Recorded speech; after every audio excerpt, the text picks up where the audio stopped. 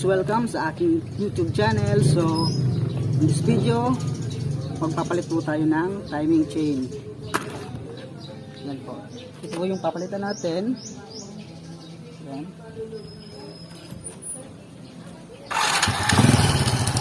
Ito nyo na ang tunog. So, makalansing na po siya. Yung chain nya, yung pinaka kadena niya, maliit na kadena, so lumawlaw na po yan. So yung maliit na kadena lumawlaw na po, tsaka baka may tama na rin itong mga guide. So ito, dito po dumadaan yung kadena natin. So yan po ang papalitan natin. At kung bago pa lang kayo sa aking YouTube channel, i-like nyo na, and huwag nyo kalimutan mag-subscribe at pindutin ang bell button para updated pa kayo sa mga susunod kong video. Bagong video, bagong kalaman. So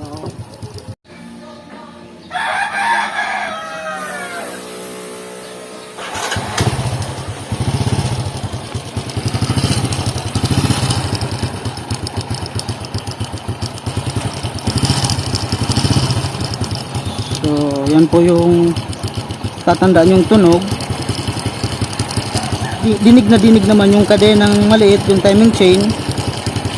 Yan po, dito, umiikot yung dito, papunta dito.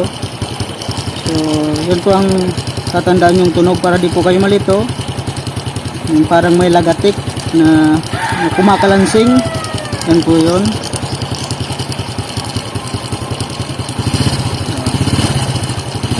Para di po kayo malito, kasi baka malito kayo kasi iba po yung ingay ng valvula na kailangan ng i-tune up. Iba po yun kumpara mo dito sa ingay nitong timing chain.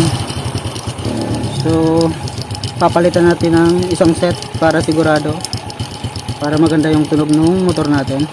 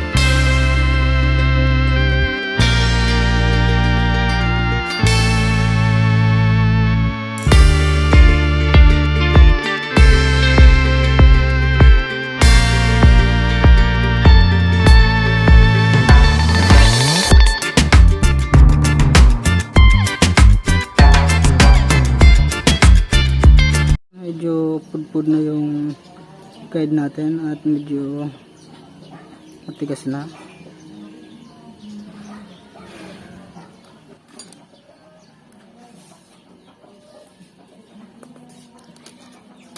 Subukan natin itong Makoto. So itong Makoto, kung ito lang, quality rin to. Sana hindi tayo mapapakamot nito sa ulo.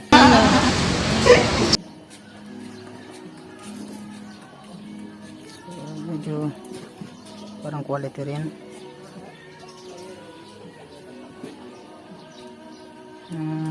Pudpud na. Kung i-compare mo dito, wala na talaga siya. Pudpud na. So, okay pa naman yung sa baba. So, ito lang yung set niya.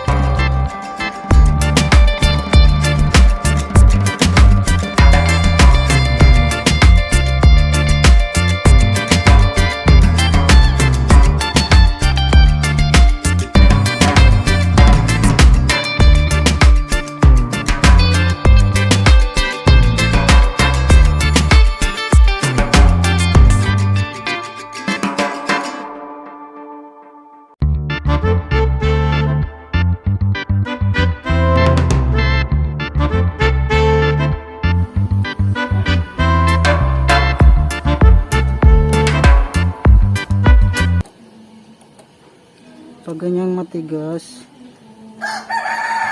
dapat hanapan nyo yung ganito, yung malambot. Yan. So dapat pre-play po yan. Ganyan. Para siguradong nasa top dead center po yung ano natin. Wala pa sa compression yung balbula natin.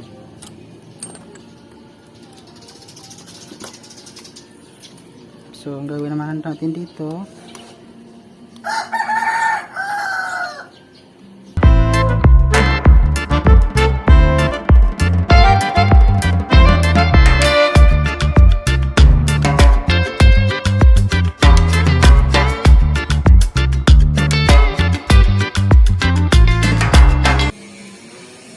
itong dot na to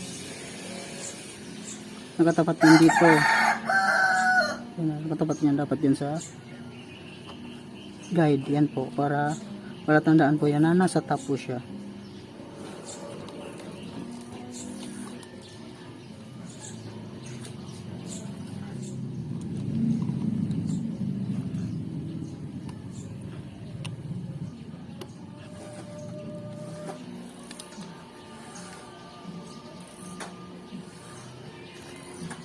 So tatapat lang natin sa butas. Ayan. Ito dapat itong dot na to nakatapat dito sa mark na to, dito. Timing mark na yan. Nasa top na po yan. So mahigpit na yung timing chain natin.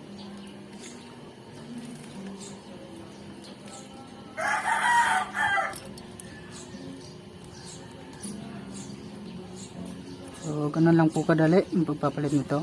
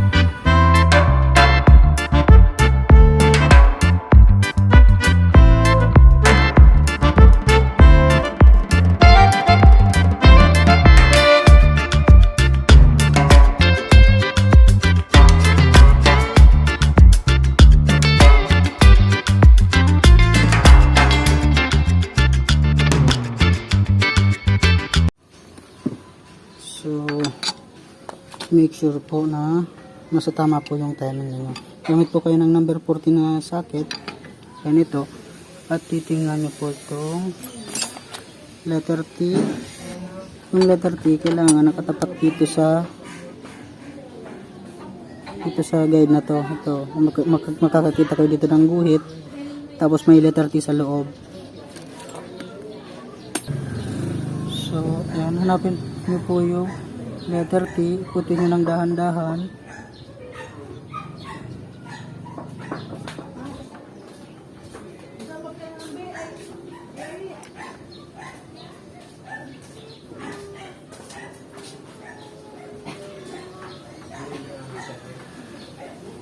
Letter F.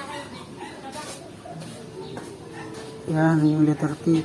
Yung letter T, itatapat nyo sa yung guhit ng letter T sa guide. So, ayan.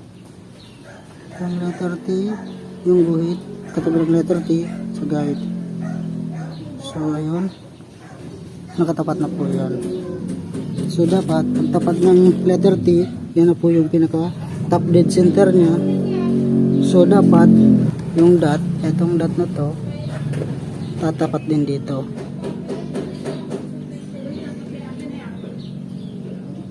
Itong dot na to, dapat nandito rin. So, yung letter T naman, ganun din. So, katapat din po yan. Ayan, yung guhit ng letter T. Ayan. Yung letter T. Ayan po.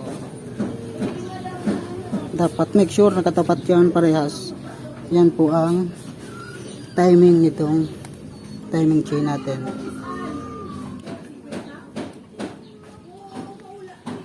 So, i-apply na po natin. So, yan, napakaganda na po ng tunog niya. Wala nang ingay dahil nung kanina. So,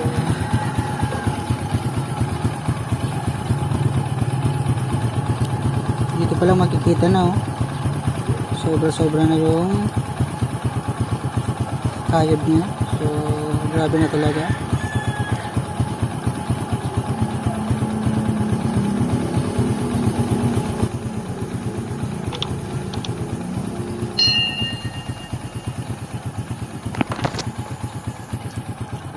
Medyo malalim na rin. Ano?